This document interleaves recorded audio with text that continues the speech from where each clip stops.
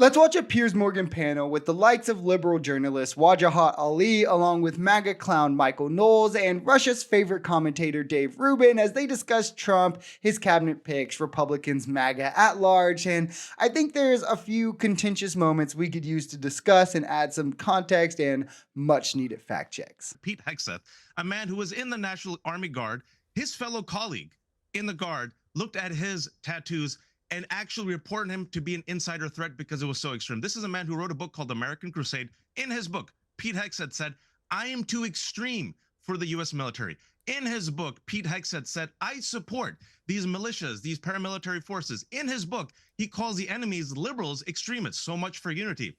This is a man, not just adultery, but sexual impropriety. He has been alleged of sexual impropriety and sexual assault. If he has nothing to hide, release the woman that he has signed to an NDA and paid off.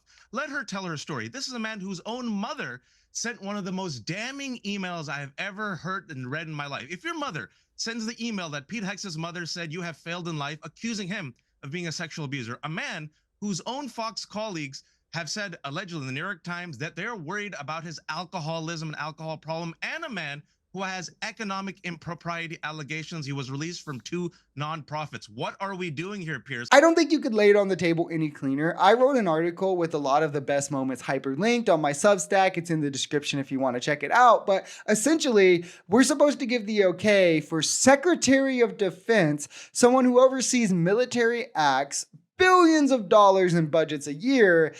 We're supposed to give that to an alcoholic Fox News anchor with sexual assault and misogyny issues and no real qualifications for the position. And this is the party who wants you to think they have the solution for government. This is the party that wants you to think merit and qualifications are what they represent overall, especially above identity politics.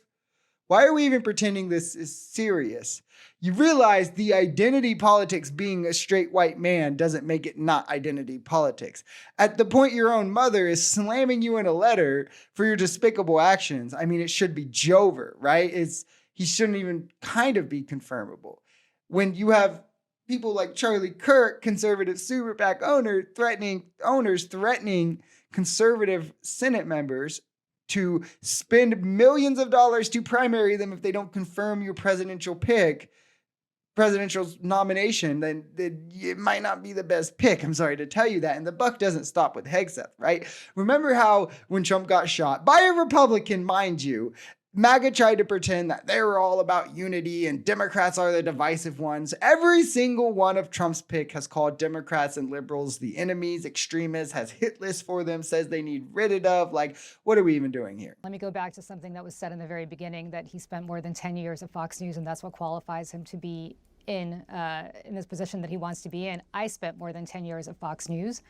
I don't think I'm qualified to run the DOD whatsoever based on my time at Fox News. I said that was one of the things. If you, well, I don't think that's even a remote qualification. That's one. Being able to communicate ideas asking, as the Secretary of Defense and explain policy is actually a very big part of the job.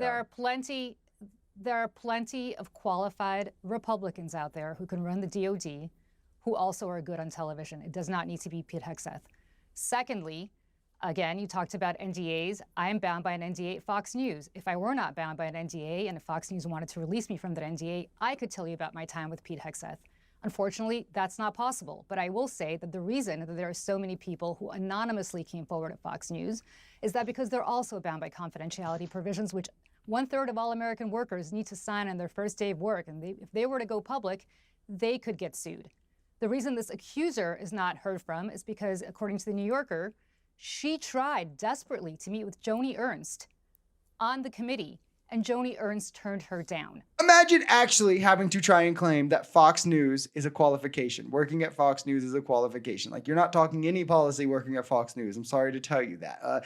Imagine being the party questioning every single black person's qualifications down to, oh, the school they went to wasn't prestigious enough or whatever it might be.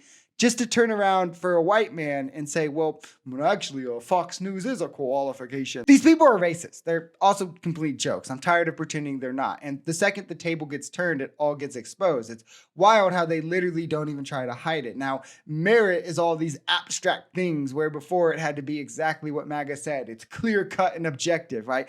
They'd be more respectable if they just admitted that Hegseth was glaringly unqualified, but we're like, oh, so what, right? Like, at least then you can be like, they're sticking to their chops, but they all have to fall in line and play this thing, like this game, right? And it's because they're in the cult. They have to carry this water for Trump, just pretend it's all normal. That way there's more pressure on the Republican Senate members to confirm them because like they know even their own party is like, hey, I don't think this is the best idea, guys. The American military has a tremendous sexual assault problem.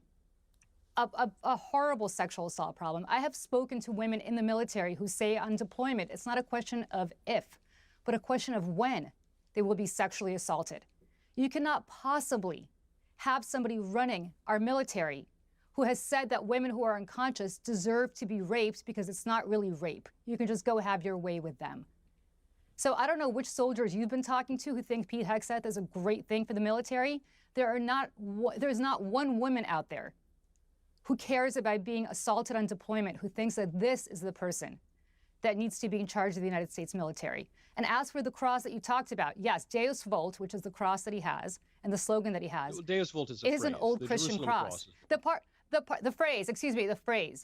phrase, however, was uttered by crusaders as they were slaughtering Jews and Muslims during the Second Crusade specifically.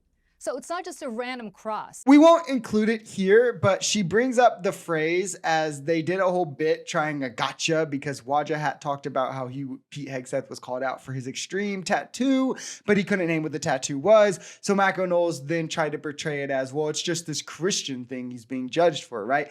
Obviously leaving out the context she then added here. But more important, sexual assault in the military is a major problem, one that has largely gone unaddressed for years now. And with the likes of Trump heading the country, who is liable for sexual assault himself, then defame the victim he sexually assaulted, and still denies it to this day, still defames her to this day, who has also said you could grab women's private parts without asking, and now the Secretary of Defense has multiple sexual assault allegations against him, has said women who are unconscious can't be sexually assaulted. I mean, it really speaks to this only getting worse. It's really heinous and despicable things, but MAGA, again, is the party of the straight white male, making everything about the straight white male, viewing the world through the lens of a straight white male, and they can't be asked about the issues of the minority because that's identity politics.